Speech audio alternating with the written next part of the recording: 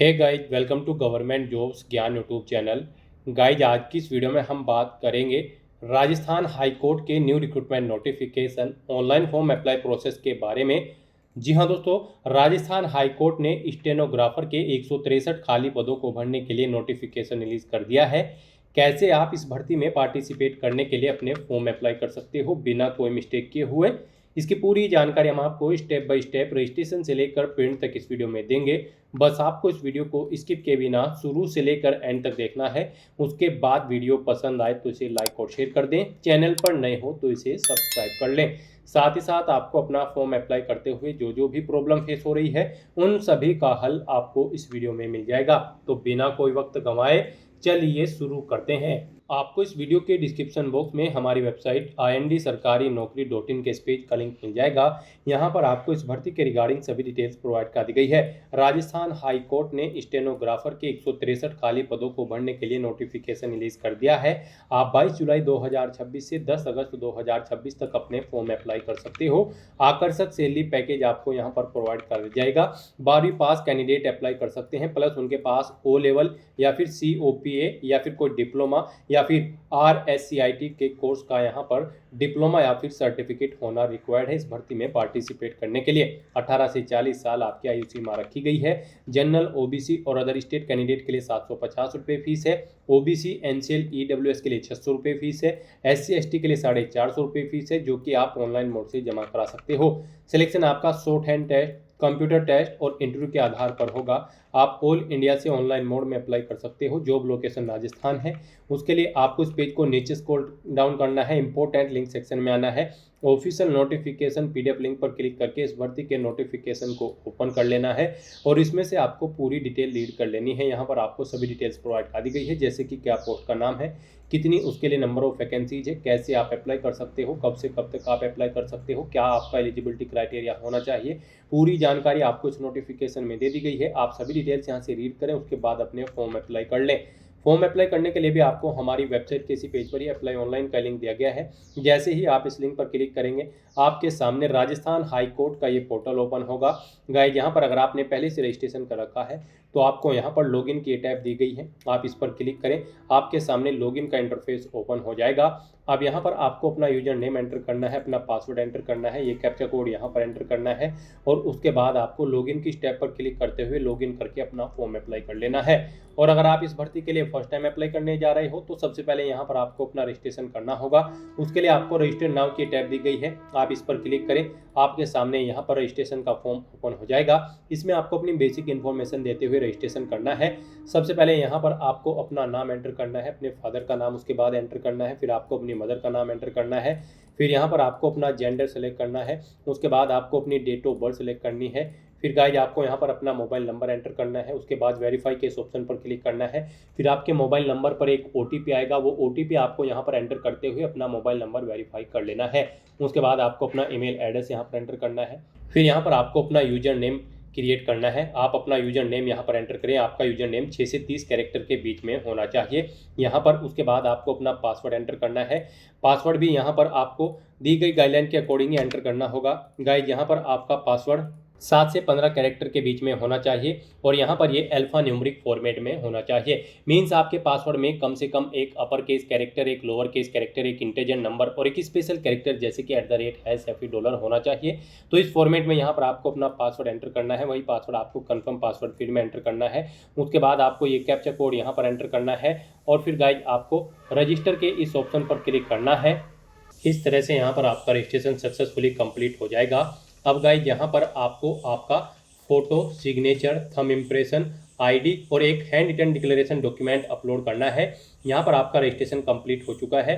तो यहाँ पर इन डॉक्यूमेंट्स को अपलोड करने के लिए आपको upload photo, sign, thumb impression, photo ID and hand written specimen इस ऑप्शन पर अब आपको क्लिक करना है। फिर आपके सामने कुछ इस तरह से इंटरफेस ओपन होगा। गाइज, यहाँ पर अब आपको अपना photo, signature, left thumb impression, अपने ID प्रूफ और hand written declaration document upload करना है। तो यहाँ पर इनके लिए आपको गाइडलाइन दी गई है। आपका जो यहाँ पर फोटो अपलोड होगा उसका साइज 10 KB से 25 KB के बीच में होना चाहिए। जेपीजी या फिर जेपीईजी फॉर्मेट में आपका फोटो यहाँ पर होना चाहिए। सिग्नेचर भी आपके 10 से 25 KB के बीच में होने चाहिए। यहाँ पर आपको सिग्नेचर जेपीजी या फिर जेपीईजी फॉर्मेट में अपलोड करने हैं। आपको यहाँ पर इंग्लिश और हिंदी दोनों लैंग्वेज में अपने सिग्नेचर अपलोड करने हैं। दोनों के लिए सेम गाइडलाइन है। उसके बाद आपको अपना लेफ्ट थंब इंप्रेशन अपलोड करना है। ये भी आपका 10 से 25 KB के बीच में होना चाहिए। जेपीजी या फिर जेपीईजी फॉर्मेट में होना चाहिए। फिर यहाँ पर आपको अपने आईडी प्रूफ अपलोड करने हैं। यहाँ पर आपको अपने आईडी प्रूफ में अपना आधार कार्ड, पैन कार्ड या फिर ड्राइविंग लाइसेंस, उनके दोनों साइड से आपको अपना आईडी प्रूफ अपलोड करना है। फ्रंट साइड यहाँ पर आपको अपलोड करनी है, फिर उसकी बैक साइड यहाँ पर आपको अपलोड करनी है।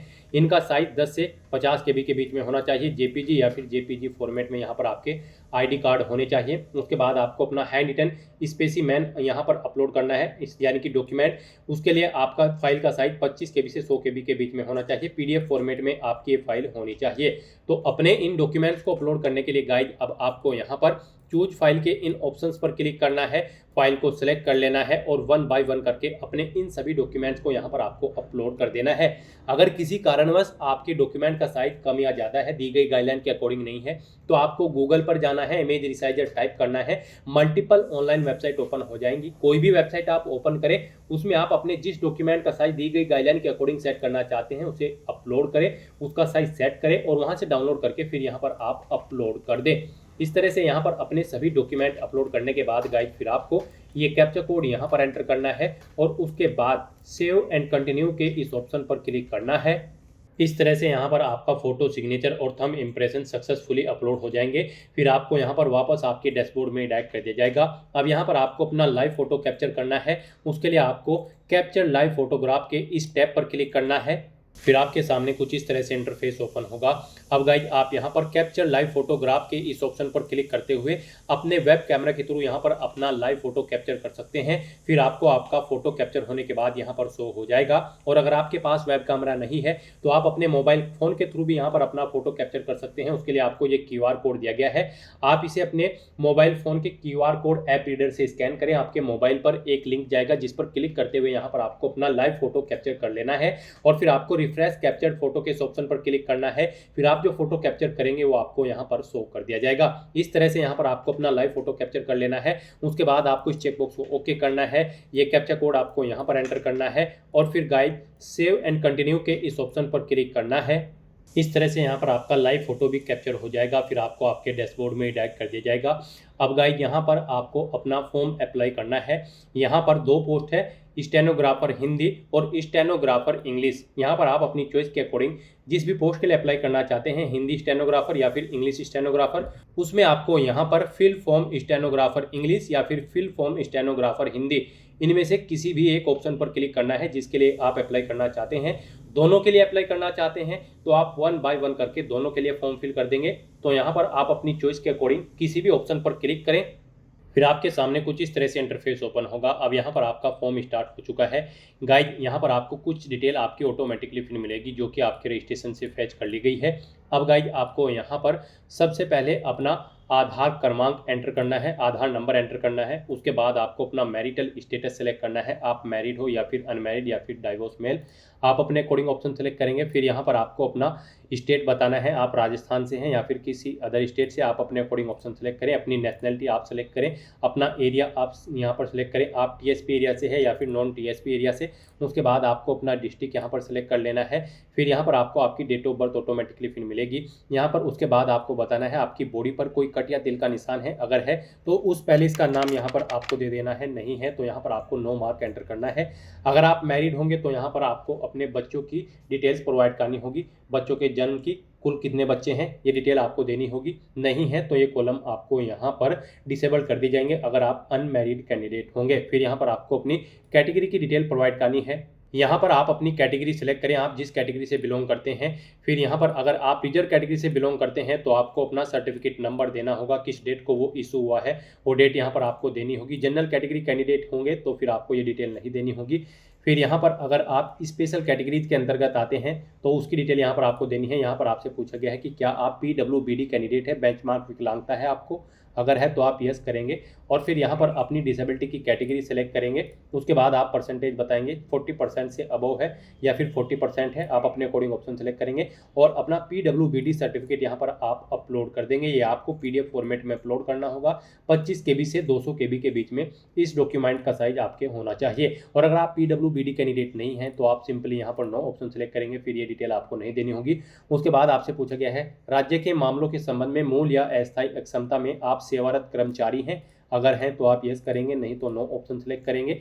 आप यहाँ पर संरक्षक रक्षा सेवक कार्मिक कैंडिडेट हैं, अगर हैं तो यस करें, नहीं तो नो ऑप्शन सेलेक्ट करें। भूतपूर्व सैनिक हो तो आप यस करेंगे, नहीं तो नो ऑप्शन आप सेलेक्ट करेंगे। यहाँ पर PPO नंबर आपको देना होगा, अगर आप भूतपूर्व सैनिक है और नहीं है तो फिर आपको ये नंबर नहीं देना होगा। फिर यहाँ पर आपको अपने एड्रेस की डिटेल देनी है। यहाँ पर आपको अपना परमानेंट एड्रेस एंटर करना है, आप अपना परमानेंट एड्रेस यहाँ पर एंटर करें। उसके बाद यहाँ पर आपको अपना कोरोस्पोंडेंस एड्रेस एंटर करना है, यहाँ पर आप अपना कोरोस्पोंडेंस एड्रेस एंटर करें। और अगर आपका कोरोस्पोंडेंस एड्रेस आपके परमानेंट एड्रेस के अकॉर्डिंग सेम है तो यहाँ पर सेम एज परमानेंट एड्रेस में आप इस चेकबॉक्स को ओके कर देंगे। ऑटोमेटिकली आपका कोरोस्पोंडेंस एड्रेस आपके परमानेंट एड्रेस के अकॉर्डिंग यहाँ पर फिल हो जाएगा। इस तरह से यहाँ पर आपको अपने एड्रेस की डिटेल देनी है। फिर आपको इस पेज को नीचे स्क्रॉल करना है और उसके बाद आपको यहाँ पर अपनी एकेडमिक क्वालिफिकेशन की डिटेल प्रोवाइड करनी है। गाइड यहाँ पर आपका इस भर्ती में पार्टिसिपेट करने के लिए 12वीं क्लास पास आउट होना जरूरी है, जैसे कि हम आपको ऑलरेडी बता चुके हैं। यहाँ पर स्टेनोग्राफर की पोस्ट पर अप्लाई करने के लिए आपका 12वीं क्लास पास आउट होना जरूरी है, प्लस आपके पास O लेवल या फिर COPA या फिर कोई डिप्लोमा यहाँ पर स्टेनो का या फिर आपके पास RSCIT कोर्स का सर्टिफिकेट होना रिक्वायर्ड है इस भर्ती में पार्टिसिपेट करने के लिए। तो यहाँ पर अब आपको अपनी क्वालिफिकेशन की डिटेल देनी है। इसमें आपको सबसे पहले अपनी 10वीं क्लास की डिटेल देनी है। यहाँ पर आपको देना है बोर्ड का नाम, जिस बोर्ड से आपने अपनी 10वीं क्लास पास आउट की है, किस ईयर में पास आउट की है वो ईयर आपको सिलेक्ट कर लेना है। आपकी फर्स्ट डिवीजन है, सेकंड है, थर्ड है, वो यहाँ पर आप एंटर करेंगे। उसके बाद ऐसे यहाँ पर आपको अपनी 12वीं क्लास की डिटेल देनी है। इसमें भी आपको बोर्ड का नाम देना है, कब आपने पास आउट की है वो ईयर यहाँ पर आपको सिलेक्ट कर लेना है। अपनी डिवीजन बतानी है, फर्स्ट है, सेकंड है या फिर थर्ड है या फिर पास आउट है, आप अपने अकॉर्डिंग यहाँ पर ऑप्शन एंटर करेंगे। फिर यहाँ पर आपको अपने कंप्यूटर कोर्स की डिटेल देनी है। आपके पास DOEACC का O लेवल का हायर कोर्स का सर्टिफिकेट है या फिर आपके पास COPA का वोकेशनल ट्रेनिंग स्कीम का सर्टिफिकेट है या फिर आपके पास डिप्लोमा है कंप्यूटर साइंस का या फिर आपके पास यहाँ पर computer science and engineering polytechnic institute से आपने डिप्लोमा कर रखा है या फिर राजस्थान नॉलेज कॉर्पोरेशन लिमिटेड से आपने RSCIT का डिप्लोमा या फिर सर्टिफिकेट पास आउट कर रखा है। तो इनमें से आपके पास जो भी डिप्लोमा या सर्टिफिकेट है वो ऑप्शन आप सेलेक्ट करेंगे, उसकी डिटेल यहाँ पर देंगे। उसे आपने कब पास आउट किया है वो यहाँ पर आप बताएंगे। आपकी उसमें फर्स्ट डिवीजन है, सेकंड है, थर्ड है, वो यहाँ पर आप एंटर कर देंगे। इस तरह से यहाँ पर आपको अपनी क्वालिफिकेशन की डिटेल देनी है। फिर यहाँ पर आपसे पूछा गया है कुछ और डिटेल्स, जैसे कि यहाँ पर आपसे पूछा गया क्या आपके एक से अधिक जीवित पति या पत्नी है, अगर है तो आप यस करेंगे, नहीं तो नो ऑप्शन सेलेक्ट करेंगे। क्या आपने शादी में दहेज स्वीकार किया है, अगर किया है तो यस करें। और फिर आप एलिजिबल नहीं होंगे इस भर्ती में पार्टिसिपेट करने के लिए, तो यहाँ पर आपको नो ऑप्शन सेलेक्ट करना है। यहाँ पर आपको 1 बाय 1 करके इन सभी डिटेल्स को रीड आउट करना है और इनमें आपको यस या नो ऑप्शन सेलेक्ट करते हुए अपनी डिटेल देनी है। यहाँ पर मोस्टली सभी ऑप्शंस में नो ऑप्शन आपको सेलेक्ट करना होगा, तभी आप एलिजिबल होंगे इस भर्ती में पार्टिसिपेट करने के लिए। तो यहाँ पर आपको नो ऑप्शन सेलेक्ट कर लेने हैं। फिर आपको डिक्लेरेशन सेक्शन में आना है, आई एग्री के इस चेकबॉक्स को ओके करना है, इन डिटेल्स को रीड आउट कर लेना है। उसके बाद गाइड आपको अपना पहले से यहाँ पर एंटर करना है। फिर यहाँ पर आपको ये कैप्चा कोड इस बॉक्स में एंटर करना है और फिर उसके बाद आपको सेव एंड मेक पेमेंट के इस ऑप्शन पर क्लिक करना है। फिर आपको फीस पेमेंट के इस इंटरफेस पर डायरेक्ट कर दिया जाएगा। अब यहाँ पर आपके लिए फीस पेमेंट करने के लिए 3 ऑप्शन है। आप नेट बैंकिंग, एग्रीगेटर या फिर UPI QR के इस ऑप्शन के थ्रू अपना फीस पेमेंट कर सकते हो। यहाँ पर आपके लिए सबसे बेस्ट और ईजी ऑप्शन UPI और QR का रहेगा, तो आप इस ऑप्शन पर क्लिक करें। आपके सामने कुछ इस तरह से इंटरफेस ओपन होगा। अब यहाँ पर आपको फोन पे ऑप्शन सेलेक्ट करना है और उसके बाद आपको यहाँ पर पे नाउ के इस ऑप्शन पर क्लिक करना है। फिर आपके सामने यहाँ पर कुछ इस तरह से इंटरफेस ओपन हो जाएगा। अब यहाँ पर आपको आपकी कैटेगरी के अकॉर्डिंग फीस पेमेंट करना है।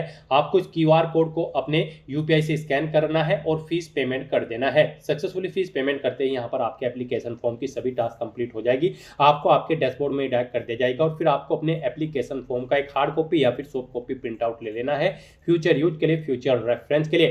तो दोस्तों ऐसे आप स्टेनोग्राफर की इस भर्ती के लिए राजस्थान हाई कोर्ट में अपना फॉर्म अप्लाई कर सकते हो। यहाँ पर इस तरह से आप स्टेनोग्राफर इंग्लिश या फिर हिंदी जिसके लिए भी फॉर्म अप्लाई करना चाहते हो फॉर्म अप्लाई कर सकते हो। दोनों के लिए अगर आप फॉर्म अप्लाई करना चाहते हो तो फिर आप अपने डैशबोर्ड में जाकर फिर दूसरी पोस्ट के लिए भी अपना फॉर्म ऐसे ही सेम अप्लाई कर सकते हो। आज की इस वीडियो में बस इतना ही। आई होप ये वीडियो आपको पसंद आई होगी। अगर पसंद आई हो तो इसे लाइक और शेयर करें। चैनल पर नए हो तो इसे सब्सक्राइब कर लें। Thanks for watching.